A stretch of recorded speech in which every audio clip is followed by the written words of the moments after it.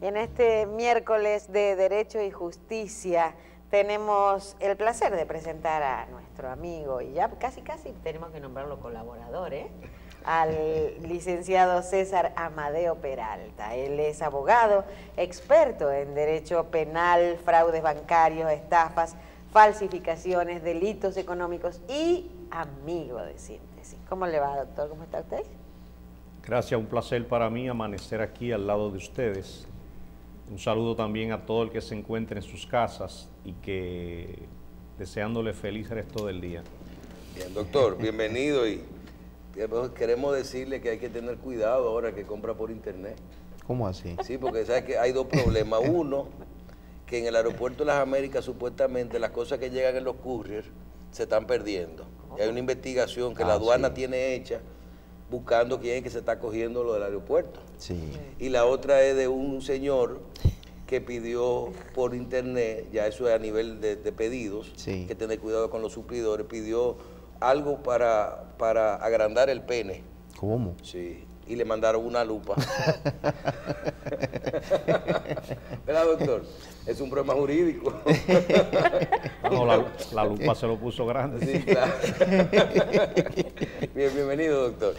Bueno, el doctor, ¿qué podemos decirle del doctor Amadeo Peralta, que la mayoría pues no ve al doctor todos los días sobre sus casos, un abogado que se empeña en llevar sus casos?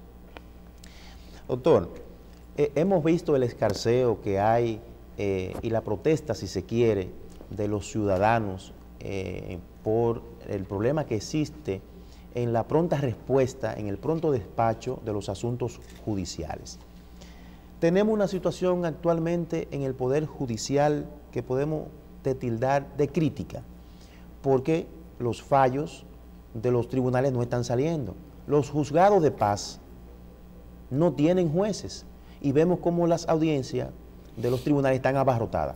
¿Qué es lo que está pasando con el Poder Judicial? ¿Hay un estancamiento? ¿Hay un problema? ¿O todo está fluyendo normal? Mira, desde el punto de vista práctico, y nosotros lo vivimos a diario, la escasez en el presupuesto siempre va a incidir en el retraso de la justicia y de la impartición de justicia. Es muy lamentable cuando uno va a una cámara civil y comercial y se encuentra con que un juez está conociendo 50 audiencias en una mañana. Necesariamente es imposible para un juez conocer 50, 40 casos juntos en ese periodo entre 9 de la mañana y a veces 12 del día. Ahí se producen muchos reenvíos, y se producen reenvíos a veces hasta porque es necesario reenviar para poder agilizar otros casos. Mientras el presupuesto del Poder Judicial siga siendo una precariedad, vamos a tener muchos problemas. De hecho, la justicia dominicana aún le faltan la creación de algunas infraestructuras. Hace mucho tenemos un buen Palacio de Justicia en Puerto Plata, tenemos uno en Santiago, tenemos uno nuevo donde se alojó la Suprema Corte de Justicia, pero ahí hay una carencia de parqueos increíble. Ahí el que no anda, por ejemplo, con un chofer, el abogado que no anda con un chofer pasa mucho trabajo. Se hace necesario crear inclusive un Palacio de Justicia para cámaras penales más amplio, con mejores adecuaciones en el Distrito Nacional. ¿Y en Santo Domingo? El de la provincia de Santo Domingo, que es la provincia más grande de la República Dominicana, es una vergüenza nacional. De ahí el hecho de que todavía en un furgón se estén pasando audiencias, ahí no caben. Imagínense la situación, el abogado de la víctima y los imputados, uno encima del otro. Y con un calor infernal que ha llegado a traer hasta fallecimientos de abogados por infarto. Exacto, el juez y el fiscal, o sea, uno está todo apiñado encima uno del otro, y eso no es ni siquiera elegante, eso no parece justicia. Aunque se dio el primer Picasso para la inauguración de un nuevo Palacio de Justicia en la provincia, pero si algún miembro de la prensa visita ese lugar, encontrará el yelvazo que hay ahí.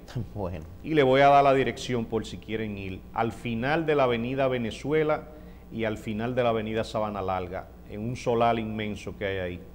No se hizo nada. Y no se ha hecho nada. Ese Palacio de Justicia, el día que logren comenzarlo, soy del entendido que se tomará 4, 5, 6 años si hacen una estructura acorde con las necesidades de la provincia. De ahí que no solamente hay cúmulo de expedientes en esas salas civiles, sino que hasta en las propias salas penales, de igual modo en los juzgados de paz, las condiciones deben ser mejoradas. Ojalá, que es un pedido que siempre se hace, que para el año próximo se tome mejor en cuenta al Poder Judicial. Doctor, como usted dice que ojalá para el año que viene se tome en cuenta, ¿el Poder Judicial pudiera recurrir a las instancias judiciales, en este caso posiblemente la administrativa o el Tribunal Constitucional, para que el Poder Ejecutivo y el Poder Legislativo, uno, contemplen ese presupuesto, esa partida que manda ese Poder Ejecutivo, y el otro, en el caso del Poder Legislativo, apruebe eso? ¿Pudiera acudir el Poder Judicial a las instancias judiciales a reclamar la asignación de su presupuesto? Eso en otras ocasiones lo hemos comentado, es una vía abierta que tiene el Poder Judicial, pero a lo mejor por razones políticas no se ha atrevido a ejercerla. Pero es una obligación del Estado Dominicano velar por la justicia. Es bueno que todo el país sepa, incluyendo las autoridades que nos rigen, que la seguridad jurídica en un país es lo que aumenta el clima de inversiones. Inmediatamente cualquier persona que haya estado fuera del país y ve cómo funcionan las cortes por allá y ve también cómo funcionan la mayoría en la República Dominicana, eso a veces le da cierto requemor o cierto temor de que algo pueda no andar bien. Inmediatamente la justicia muestre una cara bonita, una cara elegante, una cara decente, tenga instalaciones adecuadas, eso es el primer inicio de una garantía jurídica para cualquier clima de inversión en República Dominicana. Yo puedo decirle a ustedes que uno de los palacios de justicia que uno más visita es el del Distrito Nacional, específicamente donde están las salas penales. Yo le diría, si ahí se presenta la necesidad de que un extranjero recurra a los baños del Palacio de Justicia, puede ser que salga casi sorprendido. Primero, si encuentra el baño, que solamente va a tener acceso a uno, y luego las condiciones que tiene. Pero de igual modo hay tribunales en el Distrito Nacional que no pueden fijar audiencias en el día que quiera el juez o que le toque, sino tiene que seleccionar un día, sobre todo los viernes, evaluando que otros tribunales no tengan audiencias para pedir esa sala de audiencia prestada. Así no podemos seguir. Le voy a poner un ejemplo con nombre y apellido. Todos los juzgados de instrucción en el Distrito Nacional tienen unas salas tan pequeñitas que no caben bien ni los abogados ni los imputados. De ahí que a veces se fijan audiencias los viernes a las 11 de la mañana, los viernes a las 2 de la tarde, en salas que pertenecen a tribunales colegiados, depende del caso que está llevando el juzgado de instrucción, para poder tener cierta holgura. En el día de hoy, por ejemplo, se va a conocer un caso de un fraude financiero que lo está llevando a un juzgado de instrucción y solamente las víctimas y los abogados que asisten a ese caso superan 10 veces la capacidad del segundo juzgado de la instrucción. Las víctimas. Solamente las víctimas. Cuando te digo voy a poner nombre y apellido, es el caso que sucedió en la financiera Belgal, Empresas Belgal. Solamente la sala de audiencia del tercer tribunal colegiado no queda una sola silla vacía y es una sala amplia. Que es grande. Y ese caso quien lo está llevando es el segundo juzgado de la instrucción, con una sala pero súper pequeñita. Con eso te hago ese ejemplo claro de por qué el Palacio de Justicia de Ciudad Nueva necesita un remozamiento, pero no solamente arreglar las salas que tienen ahí, Ojalá se construya un Palacio de Justicia a la altura que merece también el Distrito Nacional y la provincia de Santo Domingo. Bien. Doctor, usted habla de seguridad jurídica, de afectación a la inversión extranjera, pero esa afectación que está en manos posiblemente de un manejo por falta de recursos de la justicia, también no podemos enfocarla, o podemos enfocarla, desde el punto de vista de esta nueva ley que tenemos, que es la ley 155-17, la ley de lavados de activos y contra el terrorismo. Esta nueva ley tiene en zozobra, igual que está la población, del punto de vista de lo que son estas reclamaciones de impuestos internos. Pero básicamente esta ley, la 155-17, ha puesto y ha traído una intranquilidad tanto a profesionales que se sienten obligados como a ciudadanos. ¿Qué es lo que está pasando esta ley? ¿Esta ley ha sido una imposición o qué es lo que trata de regular realmente esta nueva ley, la 155-17? Mira, la ley sobre lavado de activos es una ley que desde que llegó ha traído muchos problemas, va a seguir trayendo muchos si no se analiza a profundidad. Esa ley fue aprobada al vapor. Los diputados y los senadores que manejan las aprobaciones de las leyes ni siquiera la vieron, ni tuvieron tiempo de analizarla. Hoy ellos son sujetos obligados de esa ley. Yo siempre he llamado la atención a cualquier persona que maneje, aunque sea una cantidad mínima de dinero, a que se aprenda y a que profundice en la ley de lavado de activos. Aquí es difícil que un ciudadano no tenga una espada de Damocles pegada al cuello en relación con esa ley, porque aquí con la entrada en vigencia de esa ley son sujetos obligados todo ciudadano dominicano, todo el mundo. Fíjese inclusive que, por ejemplo, los dealers tienen como sujetos obligados, no pueden recibir más de $15,000 en efectivo de una persona que vaya a comprar un vehículo. Aquí cualquier vehículo puede costar 2 millones de pesos, 3 millones, 5 o 6 millones de pesos. Todo debe ser bancarizado. Tiene que ser a través de cheques, transferencias o de algún instrumento que quede registrado, pero de igual modo en la compra y venta de propiedades inmobiliarias, ¿quiénes son sujetos obligados? Comenzando por el constructor de la obra. Tiene la obligación de, cuando una persona se acerca a comprar un apartamento en planos, tiene la obligación de reportar esa actividad a la unidad de análisis financiero. Aún no se haya realizado la compra, pero solamente con la solicitud. Pero no solamente pero el eso constructor. Sí la ve sospechosa. Exacto. La ley crea la figura de que todo el mundo es sospechoso de lavado de activos. Ahí no hay presunción de inocencia para nadie. Pero de igual modo, aparte del constructor, el agente vendedor que se dedican a la comercialización de inmuebles también son sujetos obligados. Pero también los mismos propietarios.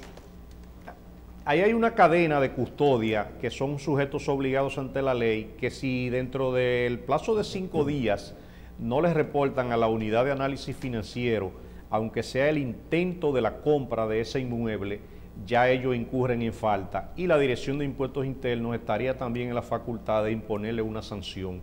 Pero cada sujeto obligado de los que yo te mencioné, esa ley le trajo una carga donde ellos tienen que nombrar a un gerente con rango gerencial, te reitero, como el agente de cumplimiento sería. Como un oficial de cumplimiento de la ley de lavado de activos. Entonces, imagínate la carga que va a tener no solamente un dealer, un casino, un agente inmobiliario, cualquier persona que se dedique a la compra y venta de inmuebles o a ser intermediario. Pero de igual modo eso se fue tan lejos que eso está regulando hasta las compraventas, las casas de empeño, el que compra y vende metales, no diferencia si son metales preciosos o son hierro viejo.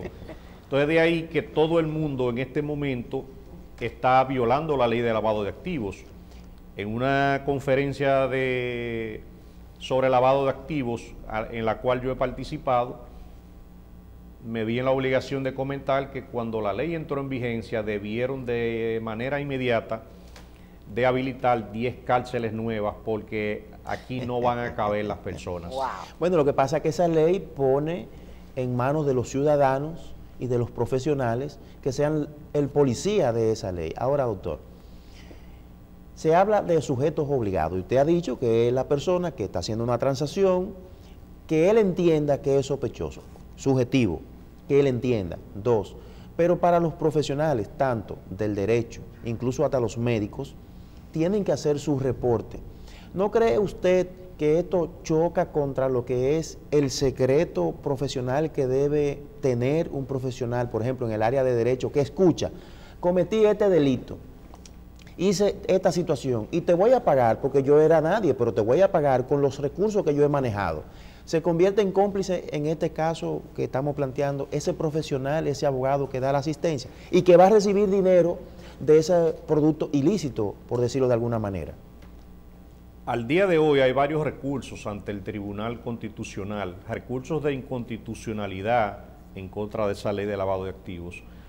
Choca con lo que es el secreto profesional, que es un derecho constitucional de todo profesional, y de igual modo ha creado muchas molestias y sobre todo algo peligroso, y es que le ha permitido al Estado tener siempre herramientas para perseguir a cualquier ciudadano y prácticamente chantajearlo con esa misma ley de lavado de activos. De ahí que cuando esa ley entró en vigencia prácticamente al vapor, no le dio tiempo ni siquiera, o no se preocuparon ni siquiera al Colegio de Abogados, ni al Colegio de Notarios, ni al CODIA, ni siquiera de opinar en relación con la ley, y hoy son sujetos obligados. Cualquier notario que legalice un contrato de venta de una propiedad es un sujeto obligado y debe remitir una copia del contrato de venta donde él solamente está legalizando firmas, pero él debe remitir ese documento a la unidad de análisis financiero como sujeto obligado, y si no lo hace en un plazo de 5 días... No, pero eso si lo ve sospechoso, si no, no. Tenemos el inconveniente de que con la debilidad que tienen los sistemas judiciales en República Dominicana es interpretativo. Puede ser que un profesional no lo vea sospechoso, pero un fiscal inquisidor sí lo vea sospechoso. E inmediatamente te ponen en una situación donde tú tenías que ser una especie de agente policial o calié de la ley, y más sin embargo el profesional cae en defecto frente a esa ley. Entonces, por ejemplo, y en eso hemos hablado aquí y nunca queda bien claro.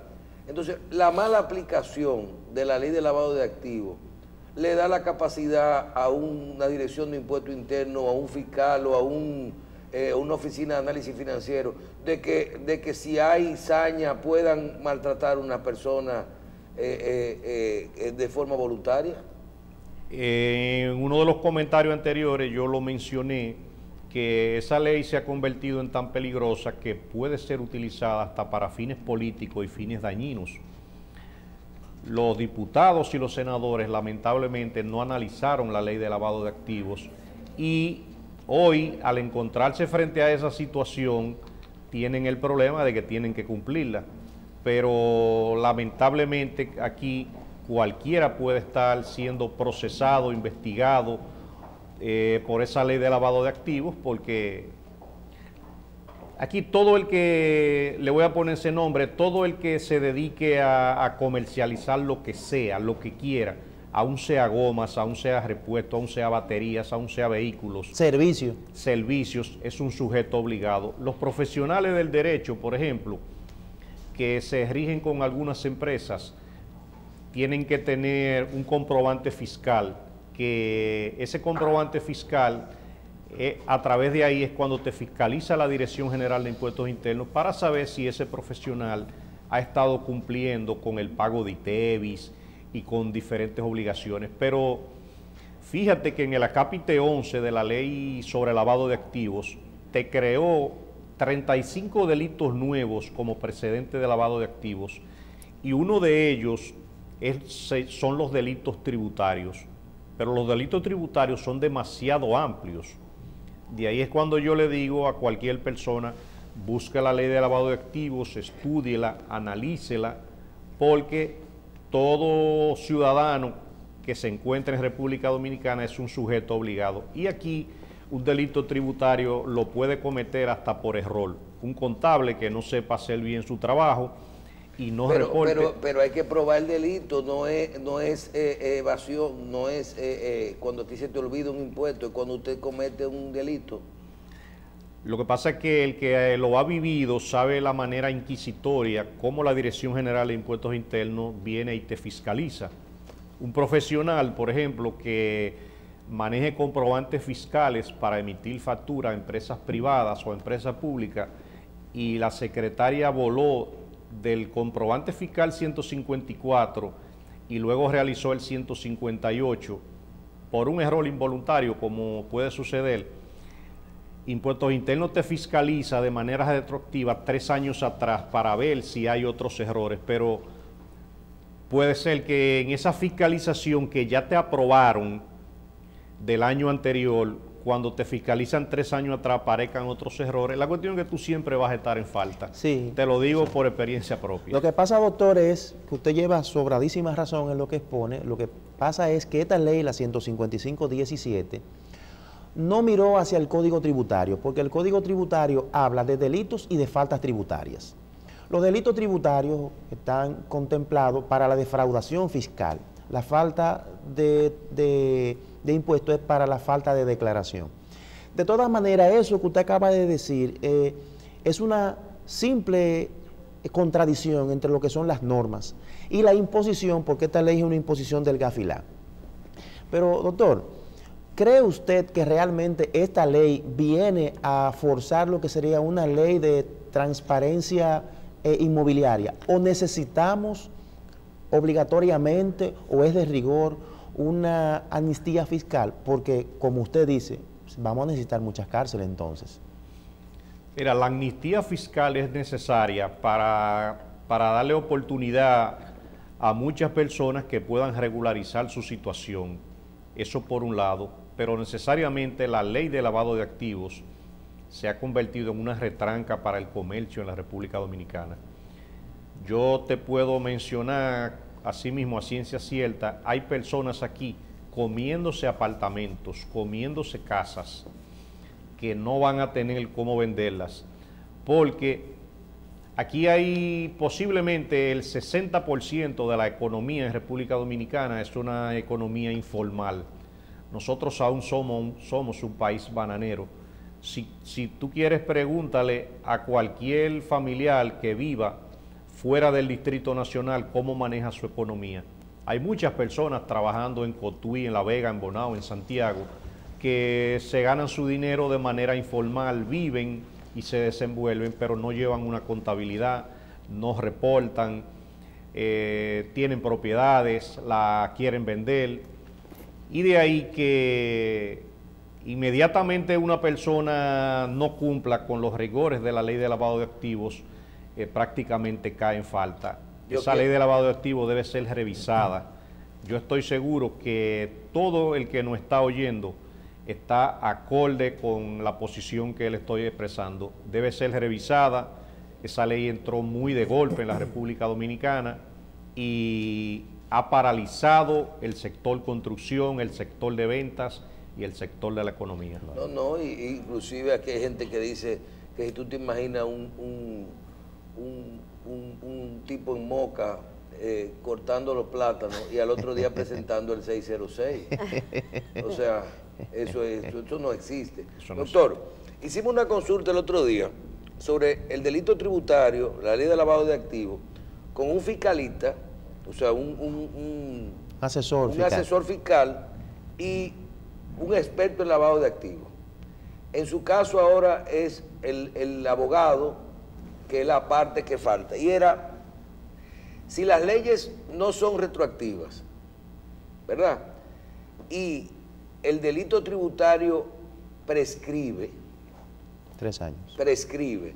Suponiendo que venga una amnistía, una ley de sincerización de patrimonio, la consulta viene de una persona que dice, yo debo de incluir ese patrimonio en esa ley en mi presentación o no, porque mi patrimonio viene de una, no de una evasión, sino de una operación que no se registró, que vino con los años. Hace 20 años un dinero que dejaron una familia y no pagaron la ganancia de herencia, ¿verdad? Los impuestos sucesorales. Bien, y él lo tiene en el banco. Entonces él dice ahora, me acojo a la ley y presento eso y pago un impuesto. Y el fiscalista le dice, el experto tributario le dice, bueno, eso está prescrito, porque si a ti no te notificaron en los últimos 3, 5 años, eso no te pueden ahora cobrar ese impuesto. El experto en lavado de activos dice, no, la ley se está creando para de sincerización o de amnistía para darte la oportunidad que tú declares eso. Si usted fuera la persona y yo fuera el que le dice, le pide la opinión, usted me defiende basado en que usted me da su opinión en que me acoja a la ley de sincerización y pague esos impuestos, o que usted me defendería si yo quiero alegar prescripción. Mi recomendación como abogado es que aclares tu patrimonio, que te acojas a esa amnistía, que eso debe ser a través de una ley, y que sincerices tu patrimonio. Con eso estarás más tranquilo. A una persona no le va a servir de nada tener un patrimonio por fuera, un patrimonio que no lo pueda usar. Que no lo pueda usar, que al final de cuentas, inmediatamente pase la amnistía, van a venir otros rigores de la ley que le van a caer encima porque no declaró ese patrimonio, se mantuvo con ese patrimonio oculto. De ahí que lo mejor siempre es estar adecuado a la ley. Vuelvo y te reitero, esta ley de lavado de activos es una ley muy complicada. Ojalá que cada ciudadano que maneje, cualquier ciudadano, aunque sea que venda queso, que la lea, que la tenga. Los abogados yo lo exhorto a que la busquen, a que la estudien y lo que pasa, doctor, sepan. Lo que pasa, doctor, es que aquí hay mucha gente que, ¿tú te acuerdas cuando uno le decía que hay ñeñe? Sí. Aquí hubo una amnistía pasada y creó una mala experiencia porque hubo gente que presentó su patrimonio, porque las propiedades están exentas a tal valor y no se suman y qué sé yo cuánto, presente la propiedad y adecúenle el valor. Y el año siguiente le pusieron el 1% de los activos. Entonces, la condición del país, los antecedentes hacen que la gente no quiera adecuarse, porque lo que dicen es, me están pidiendo que registre los valores que yo tengo, y lo que yo, para entonces después clavarme el impuesto al dinero a plazo fijo, a las propiedades me le suben el impuesto. Tú tienes total razón. Yo siempre apelo a que una persona que no sincerice el patrimonio, que no se adecue a la ley, que no esté claro en sus cosas, siempre va a tener problemas. La propia Dirección de Impuestos Internos va a saber claramente el patrimonio que una persona tenga registrada a su nombre, sea inmuebles o sea vehículos. Y a un inmueble se encuentra a nombre de otra persona, la Dirección de Impuestos Internos puede fiscalizar a esa otra persona. Es mejor siempre uno estar adecuado a la ley. Los estados son así, los estados se mantienen a través del pago de impuestos y nosotros lo que siempre apelamos es que de los impuestos que yo pago, que por lo menos lo inviertan en acciones que uno la vea, que le lleguen al país y no que se gasten en francachelas y en distintas cosas que tienen poco valor. Pero mi exhortación es adecúese a la ley.